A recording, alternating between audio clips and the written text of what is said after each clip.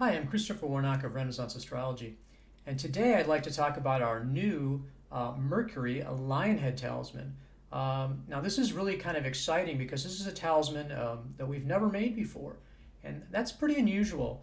Here at Renaissance Astrology, we've been at this for over 20 years, and we've made hundreds of different types of talismans over that time period. If you look at our website, renaissanceastrology.com, under currently available talismans, you're going to see that even now, what we have in stock, we have over 100 planetary talismans, fixed stars, mansion talismans, as well as pentacles from the Greater Key of Solomon. So we have an incredible amount of experience making talismans. And it's unusual for us to have a talisman that we've never made before. Now, partly that's because we're working from these sources. Picatrix is probably our most important source. Picatrix is the most famous grimoire of astrological magic. We also rely heavily on Cornelius Agrippa's 3 books of occult philosophy, which of course use Picatrix as a key source. We use Hermes on the 15 fixed stars for fixed stars, Thabit and Kura for house talismans, and then Albertus Magnus for these new constellation talismans that we started making. So in 20 years, like I said, we've made a lot of talismans, and so to make something new is pretty exciting.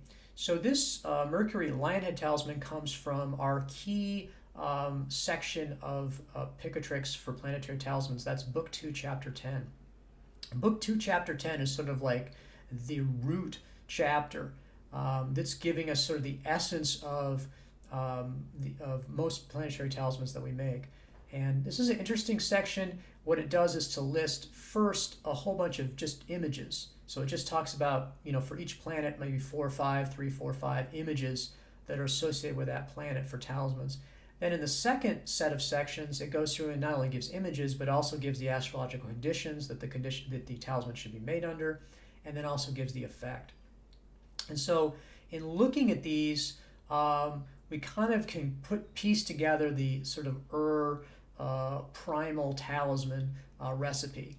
And what Picatrix Book 2, Chapter 10 is presenting as a model basically is to say, okay, put that planet in the sign or exaltation, so it's very strong in essential dignity. You want to have it in a very strong placement in the chart, so typically rising, but culminating is also a very strong placement. Rising slightly preferred, but culminating is still excellent. And then the planetary hour. And so those are the 3 factors: highly essentially dignified, rising or culminating, and then in the planetary hour that we want to focus on for talismans. Not all the talismans of Picatrix call for that, but again, as we look through these various recipes, that's the ultimate. Now, you can always follow the recipe.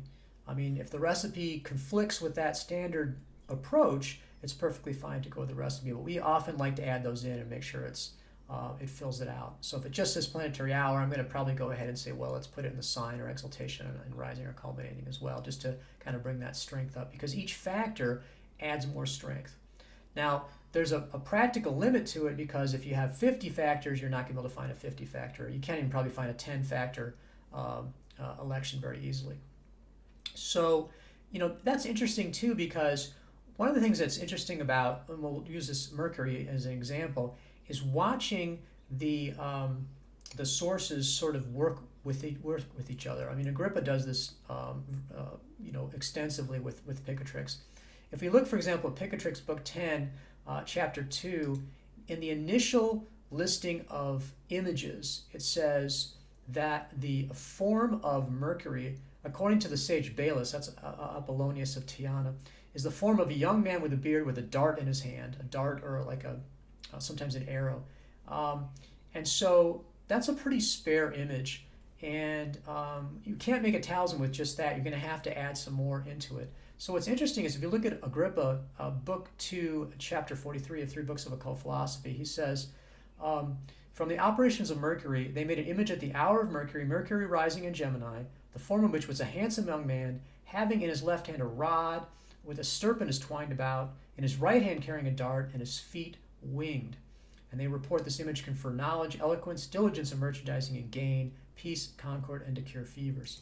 Well, look, that's interesting, isn't it? Because what he's done is to take that pretty spare image of a young man with a dart and then say, you know what? What's the classic image of Mercury? Mercury, the messenger of the gods. You've got the hat with with the wings on it. In this case, he talks about the winged feet because he's the swift messenger. He also has it in Gemini, which makes sense because that's the sign of Mercury, and then rising, and then that planetary hour. And then it does typical Mercury things, good for merchandise, gain, things like that.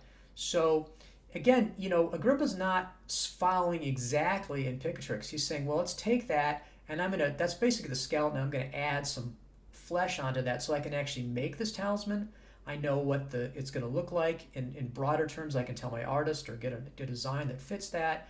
And then I've also got factors that are appropriate, and then also what kind of effects would be expected from it. All very classically mercurial, nothing crazy here, but also adding on to what Picatrix does. So I think this is a really good example of what mastery in astrological magic really consists of. And it's not coming in and just throwing everything out immediately, but it's also not just following it word for word and being afraid to move beyond it or frozen in what Picatrix says. So it's a really much more of a deeper understanding of the essence and being able to add into it or work with that within the tradition without going outside of it. So again, I think this book 2, chapter 10 of Picatrix really is a key chapter, and understanding how to work with it is really important too. So let's talk a little bit about this new Mercury, a Lionhead talisman. So again, as I said, this comes from Picatrix, book 2, chapter 10. And the image is quite interesting. When you think about it, a lion is not something that we would associate with Mercury. But Picatrix says that the image is of the head of a lion, should be made in the hour of Mercury, Mercury rising in Gemini, and above the head write an A, below the head write a D, and whoever has this image will evade infirmities and fear, and good things will be said of them. Okay, so this is the image that we used. And like I said, Mercury in a lion, that's sort of unusual. And then the effects, bravery, health, and goodwill. Goodwill, I could see that. But the bravery and health is not something we normally associate with Mercury, but we could see how that would go along with the lion. So there's some mystery that's associated with this. And I think that's something that for moderns, it just sort of nags at them. And there's a sense of like, if I don't understand it, then I'm gonna reject it, I'm gonna ignore it. Whereas the traditional view is much more the allowing for mystery, allowing that sense of the divine or the spiritual essence that's beyond us, and that's partly a reason why we don't understand it. It's interesting because Nigel, who is one of my artists who I've worked with over the years, I really got the sense with him that the anima mundi, the spirit of the world, was manifesting these images through him, and rather than his ego self inventing them, that really he was a conduit for them. And so that's what I think of a lot of these images in Picatrix. They're mysterious. You'll have strange, animal-headed people or people with feet of animals, very dreamlike. And again, that sense of mystery, I think is some of the power that comes through it. So the more I looked at this image, the more it sort of was tripping me out. And as you can see, we've gone ahead then. There's a smaller example of it here on the talisman itself. Nice talismans. I'm really happy with these. They're big and they're chunky, almost an ounce of gold and bronze. You can see it's very shiny, very gold. So a lot of the surface stuff is nice. I mean, really the key to these is the timing. But it's nice to have them, looking good, which I'm happy with as well. You don't want to get too carried away with how they look, because the purpose of them obviously is to get in contact with the spirit of Mercury, to serve as a conduit and to have that connection. But it's a nice bonus to have them look nice. But like I said, this image has really just been kind of focusing my attention. I'm very excited to be able to make these talismans. Now, these were made in a pretty limited edition. I mean, it's June of 2020, so this video is going to be up for a long time, and they'll sell out, I think, fairly soon, and we won't have them available. And that's, again, they're a limited edition. They're kind of unusual. So if this is something that you're interested in, that you find exciting or enthralling, definitely go check out our website. If you look at the top of the website, it says Talismans. If you look at currently available and look at Mercury, then you can see these. If they're still available, they'll be right there on the website, and you can check them out in more detail. and then also order them if they are still available, which they should be for a while after June 2020.